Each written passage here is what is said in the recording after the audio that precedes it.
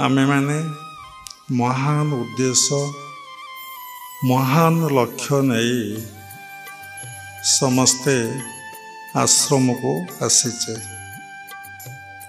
महान लक्ष्य महान उद्देश्य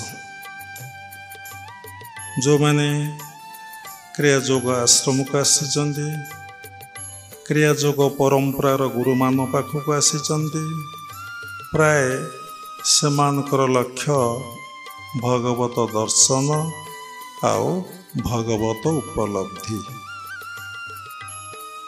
तेणु अनेक मध्य वासना आउ कामना नहीं आश्रम को आसी थांती एवं गुरुंकर शरणापन्न होता। समस्ते महत उद्देश्य नहीं महत लक्ष्य नहीं केबे गुरु पाखक आसी न था। जो मानकर प्रारब्ध बहुत बलवान थाए सुसंस्कार थाए जेतबले जीवात्मा आउ किछि चाहे नहीं केवल से परम पिता परम ब्रह्म को चाहे सेतबले से साधना करने को बसे। जे कामना आउ वासना नहीं आश्रम को आसी थांती सेमानकर साधना एते ठीक ठीक हुए ना। समस्तंकर किछि ना किछि अनुभूति अनुभव रही जो महान उद्देश्य नहीं महान लक्ष्य नहीं आपण आश्रम को आसी थिले बा गुरुदेव पाखक आसी थिले किछि वर्ष किछि मास समस्तंकर निर्दिष्ट समय नहीं परे मनर भाव आउ गोटे प्रकार हो जाए। जो माने सत पाई आसी थांती सेमानकर मनर भाव प्राय ठीक रुए। जो माने असत पाई आसी थांती तांकर मनर भाव आउ गोटे प्रकार हो जाए। मनरे प्रश्न उठे सत कौन असत कौन। ए दुनिया रे एकमात्र सत्य से परमात्मा परम ब्रह्म जे थिले अछंती रहिबे। असत जे नथिला नथिले एबे अछंती पुणी रहिबे नाही।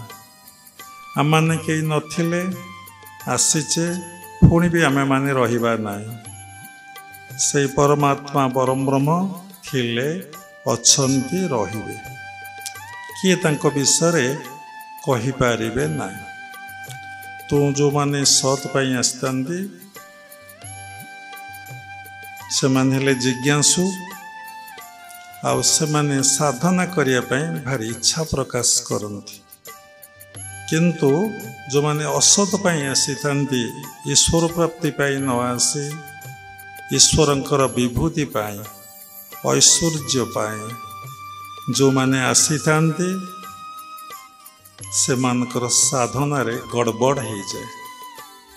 जहाँकर लक्ष्य उद्देश्य महान न थाए गलत थाए से माने दिने धरा पड़ी जाती से गुरुकुल आश्रम रे गुरु को पाखरे।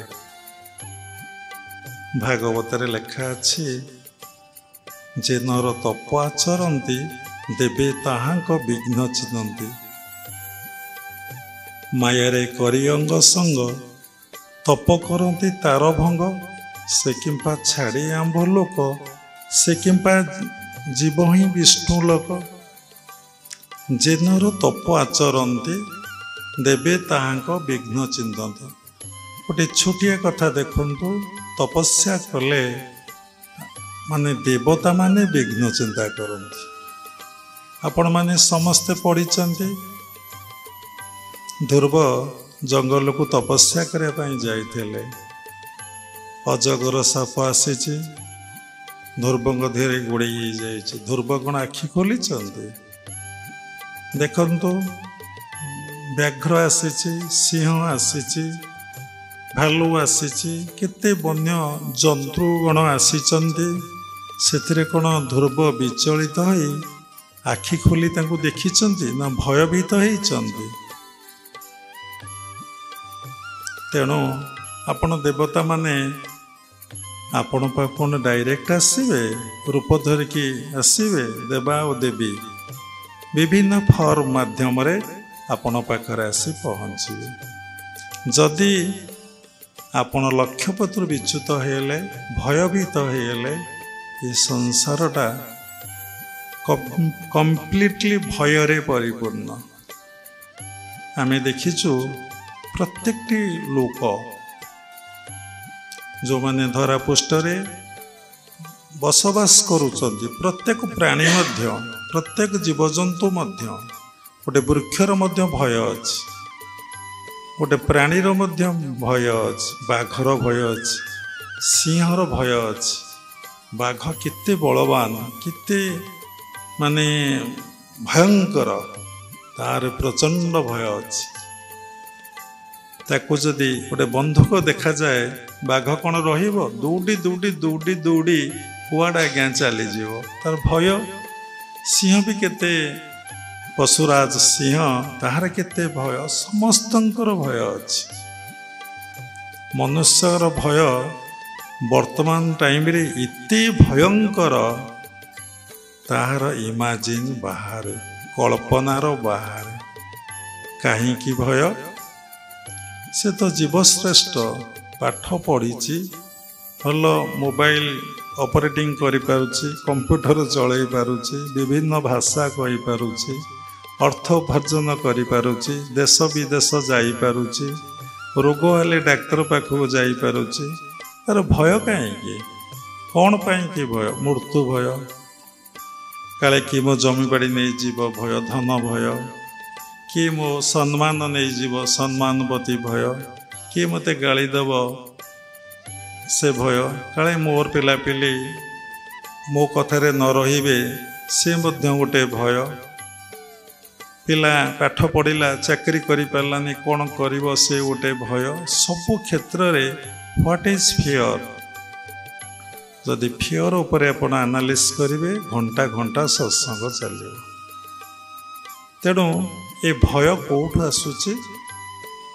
ନା ଭୟ ମନରେ ଆସୁଛି। ଏ ଭୟ କେଉଁଠି ଆସୁନାହିଁ? ଆଖିରେ ଆସୁନାହିଁ, ପାଟିରେ ଆସୁନାହିଁ, ନାକରେ ଆସୁନାହିଁ, କାନରେ ଆସୁନାହିଁ, ଆଉ ଚର୍ମରେ ଆସୁନାହିଁ, ଜିହ୍ୱାରେ ଆସୁନାହିଁ। ସମସ୍ତଙ୍କର ଭୟ। ମୋର ଡାଇବେଟିସ୍ ହେଇଛି, ମିଠା ଖାଇବିନି, କାଳେ ମୋର ସୁଗାର ବଢ଼ିଯିବ। ନା ନା, ମୋର ଗ୍ୟାଷ୍ଟ୍ରିକ୍ ହେଇଛି, ମୁଁ ଛଣା ଜିନିଷ ଖାଇବିନି, କାଳେ ମୋର ଗ୍ୟାସ୍ ବଢ଼ିଯିବ। ଏସି ଲଗା ହେଇଛି, ମୋତେ ଥଣ୍ଡା ହେଇଯିବ, ମୁଁ ଏସିରେ ବସିବି ନାହିଁ, କାଳେ ମୋ ଦେହ ସୁସ୍ଥ ହେଇଯିବ। ରୋଗପତି ଭୟ। ପ୍ରତ୍ୟେକଟି ମୁହୂର୍ତ୍ତରେ ଶଯ୍ୟା ତ୍ୟାଗ କରୁ। ଶଯ୍ୟାକୁ ଯିବା ପର୍ଯ୍ୟନ୍ତ ରାତିରେ ଶୋଇଛନ୍ତି, ନିଶ୍ଚିନ୍ତରେ ଶୋଇପାରିନାହାନ୍ତି। ଯାହାର ଟଙ୍କା ପଇସା ନାହିଁ, ତାର ଅର୍ଥ ଚିନ୍ତା ହେଉଛି ଅର୍ଥ ଭୟ। ଯିଏ ବହୁତ ଧନ ରଖିଛି, କେମିତି କାଳେ କିଏ ଧନ କୁଆଡ଼େ ଚାଲିଯିବ, କ'ଣ ହେବ, ତାହାର ମଧ୍ୟ ଭୟ। କିଏ ଇଲେକ୍ସନରେ ଛିଡ଼ା ହେଇଛି, କାଳେ ହାରିଯିବି, ତାହାର ମଧ୍ୟ ଭୟ। ଦେଖନ୍ତୁ, ସବୁ କ୍ଷେତ୍ରରେ ମଣିଷର ଭୟ। ନିଜ ମନକୁ ସମୀକ୍ଷା କରନ୍ତୁ, ନିଜକୁ ଦେଖନ୍ତୁ। ତେଣୁ ଆପଣ ଏ କଥା ଜଣେ ସାଧୁଙ୍କ ଠାରୁ ଶୁଣିଲେ, ତେଣୁ ଏ ଭୟ ଯିବ କେମିତି? ଗୋଟିଏ କଥାରୁ ଅନେକ କଥା ଆସିଲାଣି। ତେଣୁ ଭୟ କେମିତି ଯିବ? ଆମେ ଭୟକୁ କେମିତି ଅତିକ୍ରମ କରିବା? ଭଗବାନ ଭାଗବତରେ ଉଲ୍ଲେଖ କରିଛନ୍ତି, ଏକାଦଶ ସ୍କନ୍ଧରେ, ଶରଣ ପଶ ମୋର ପାଦେ, ନଡର ବିଷୟା ବିଷାଦେ, ମୋର ଚରଣ ଯିଏ ଚିନ୍ତଇ, ସଂସାରେ ତାର ଭୟ ନାହିଁ। କ'ଣ ଏ କଥା? ନା ଶରଣ ପଶ ମୋର ପାଦେ, ନଡର ବିଷୟା ବିଷାଦେ, ମୋର ଚରଣ ଯିଏ ଚିନ୍ତଇ, ସଂସାରେ ତାର ଭୟ ନାହିଁ। କ'ଣ କୁହାହେଲା ଏ ପଦରେ? ନା ଶରଣ ପଶ ମୋର ପାଦେ। ତାହେଲେ ଭଗବାନଙ୍କର ପାଦ ପଦ୍ମରେ जदि आपण शरण पशिबे ताहाले नडर विषय विषय जो विषय रूपक भय रही मु मरीजी सर्वश्रेष्ठ भय एवं आसी मु मरीजी कि मोर हार्ट प्रोब्लेम बाहर कि मत कैंसर हो कि मोर एक्सीडेंट हो कि सबु समय रे भय मोर चरण जी चिंतई भगवान चरण को जी चिंतई संसारे तार भय ना।